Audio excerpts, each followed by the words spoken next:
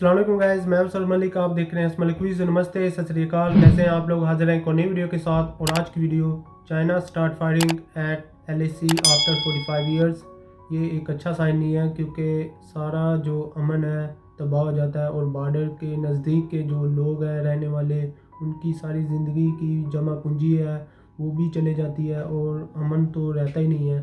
तो इस वीडियो को हम पहले देख लेते हैं, उसके बाद हम बात करते हैं कि आखिर ऐसी क्या बात हुई है कि जो फायरिंग स्टार्ट हो गई। क्योंकि मॉस्को में भी इनकी मीटिंग हुई है, तो उसमें तो ये अमन के लिए गए थे। तो अब ऐसे ही क्या बात हुई कि दोबारा से फायरिंग शुरू हो गई। तो इस वीडियो को देखने से पहले आप हमारे चैनल को लाइक करें, सब्सक्राइब करें और दोस्तों के साथ शेयर करना मत भूलें। तो चलते हैं, देखते हैं video. Hello and welcome to study IQ। So कुछ लोगों ने मुझे रिसेंटली रिक्वेस्ट करी थी कि जो मीटिंग हुई है between India defence minister and the Chinese defence minister in Moscow, उस पर एक वीडियो बनाओ। मगर लगता नहीं है कि उसकी अब आवश्यकता है, क्योंकि अब साफ साफ दिख रहा है कि इंडिया चाइना के रिलेशंस बदतर होते जा रहे हैं। अब 45 साल के बाद पहली बार लाइन ऑफ एक्चुअल कंट्रोल में गोलियां चलनी स्टार्ट हो चुकी हैं। हालांकि यहाँ पर दोनों देश इंडिया और चाइना एक्यूज कर रहे हैं, मगर ये इवेंट काफी ह्यूज है। 45 साल पहले आप अगर देखो तो 1975 में अरुणाचल प्रदेश में एक इंसिडेंट हुआ था, जब इंडिया चाइना के बीच में लास्ट टाइम गोलियां चली थी। उस टाइम क्या हुआ था कि चाइना के कुछ सोल्जर्स LAC क्रॉस कर कर इंडिया की तरफ आ गए और इन्होंने यहाँ पर इंडिया के 4 जवानों को शूट किया। अनफॉर्चुनेटली चारों जवान वीरगति को प्राप्त हो गए। और ये सब चाइना ने प्राइमरली किया था, क्योंकि 1975 वो साल था जब सिक्किम इंडिया का पार्ट बन चुका था। तो चाइना इस डेवलपमेंट को लेकर काफी नाखुश था। तो उसके रिस्पांस में इन्होंने फायरिंग स्टार्ट कर दी थी अरुणाचल प्रदेश के आसपास। तो तब से लेकर अब तक 45 साल हो गए। काफी हद तक पीस मेंटेन करके रखा थ्रू आउट द LAC। मगर अब लग रहा है कि पॉसिबिलिटी इन द फ्यूचर कि गोलियां चलनी स्टार्ट हो जाएंगी near the line of actual control. तो डिस्कस करते हैं इस इशू को। यहाँ पर हुआ क्या है, दोनों कंट्रीज की स्टेटमेंट क्या है, in depth proper analysis with official statements. So a lot to know, a lot to discuss as always. But before we begin, go to Google Play Store, download करो यहाँ पर स्टडी IQ एजुकेशन ऐप, और यहाँ पे आप खरीद सकते हैं हमारा फ्लैगशिप UPSC कोर्स, जिसके लिए EMI ऑप्शन अवेलेबल है। Do not forget to subscribe to our channel and press the bell icon. और आपको अगर नोटिफिकेशन चाहिए मेरी हर वीडियो की, तो टेलीग्राम ऐप पर जाओ, यहाँ पर सर्च करो @धवन सर, और ये चैनल ज्वाइन कर लो for the latest update of every video I upload. So जो ये इशू है, स्टार्ट कैसे हुआ। सबसे पहले चाइना की तरफ से ये स्टेटमेंट आई, ऑफिशियल स्टेटमेंट, कि इंडियन सोल्जर्स ने वार्निंग शॉट फायर किया और उसके रिस्पांस में चाइनीज सोल्जर्स ने भी वार्निंग शॉट फायर किया है। सिचुएशन काफी टेंस है near the Pangong so lake. तो जैसे ही चाइना की तरफ से स्टेटमेंट आई, वर्ल्ड मीडिया ने इसको पिकअप कर लिया। और यहाँ पे आप देख पाएंगे द गार्डियन का आर्टिकल है, China claims Indian soldiers open fire in fresh border clash. और ये सब हुआ है यहाँ पर पैंगोंग सो लेक के सदर्न पार्ट में। ये मैं आपको पहले वीडियो में बता चुका हूँ कि पैंगोंग सो लेक बहुत ही ज्यादा इंपॉर्टेंट है for both India and China. और रिसेंटली इंडिया ने क्या किया कि पैंगोंग सो लेक का जो साउथ बैंक है, वहां पर एक बहुत ही important post, black top post capture कर ली है। ये कैप्चर करी थी हमने अगस्त 29-30 के बीच में।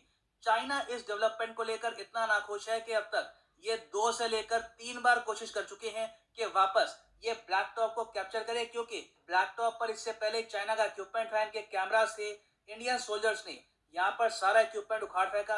और आज के समय इंडिया कंट्रोल करता है ब्लैक टॉप को। तो जो ये रिसेंट इवेंट हुआ है 8 सितंबर को, उसमें क्या हुआ, फिर से चाइना के सोल्जर्स ने कोशिश करी कि ब्लैक टॉप का जो आसपास का एरिया है ये रिकैप्चर करें या फिर यहाँ पर अपनी प्रेजेंस ये बढ़ाएं।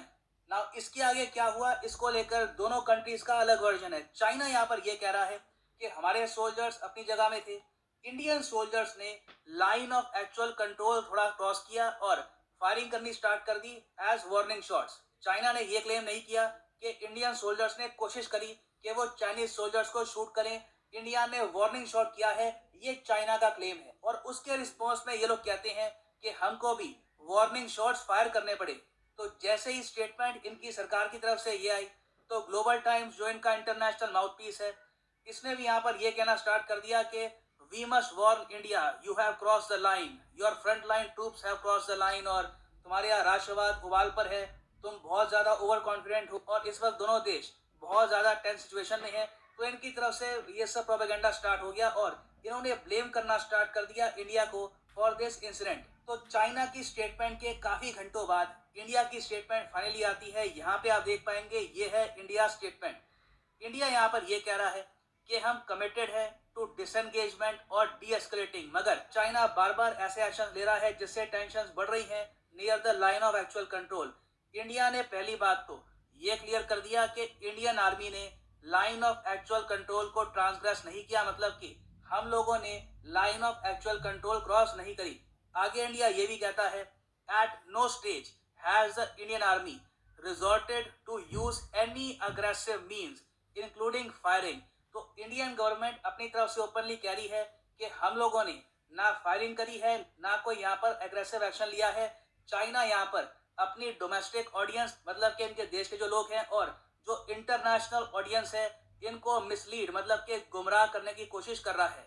मगर इंडिया ने यहाँ पर यह बात कंफर्म कर दी है कि चाइना के जो ट्रूप्स हैं इन्होंने कुछ राउंड हवा में फायर किए हैं, मगर इस प्रोवोकेशन के बाद भी हमारे सोल्जर्स ने बहुत ज़्यादा रिस्ट्रेंट दिखाया है और हमारी तरफ से फायरिंग नहीं हुई।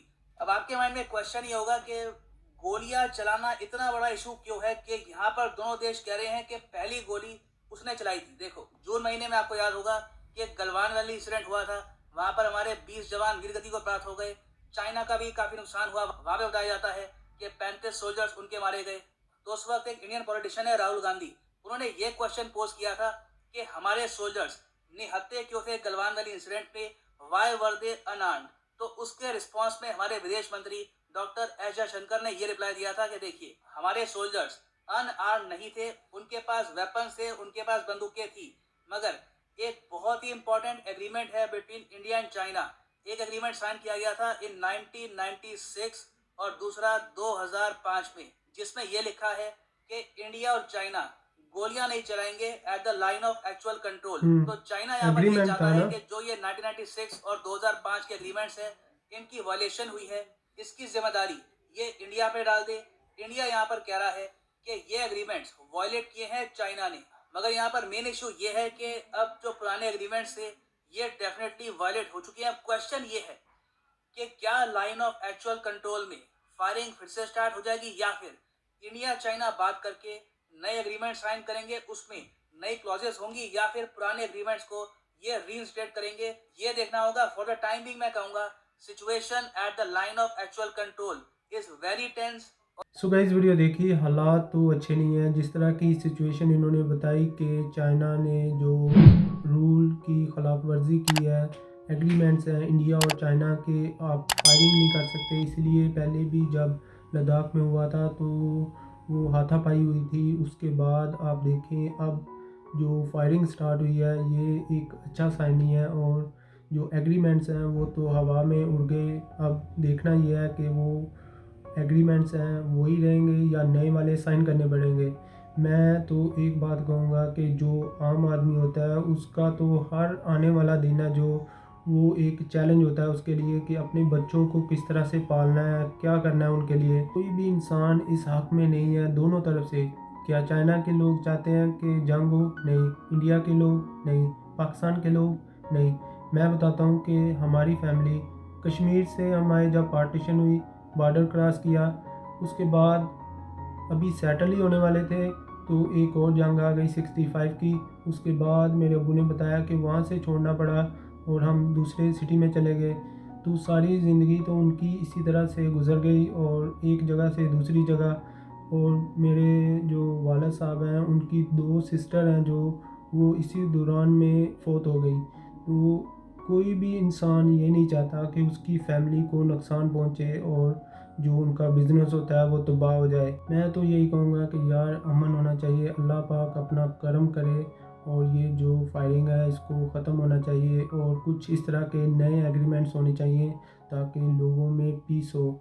मेरी तो यही दुआ है। आप लोग क्या कहते हैं नीचे कमेंट बॉक्स में आप बता सकते हैं। बहुत सारा काम होने वाला है, लोगों के हालात बेहतर होने चाहिए।